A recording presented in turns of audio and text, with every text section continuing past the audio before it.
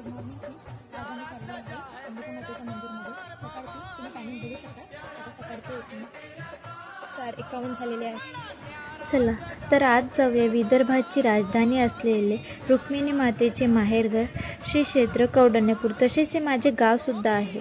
तुम्ही बघू शकता रात्रीचे पहाटे किती अंधार इथे झालेला आहे. या अंधारामध्ये मी व माझी मैत्रीण तेजस्विनी आणि वैष्णवी आम्ही तिघी निघालो आहे दर्शनासाठी.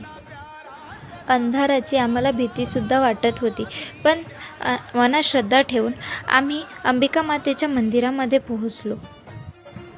कालभैरवचे दर्शन घेऊन आम्ही मंदिरामध्ये पोहोचलो.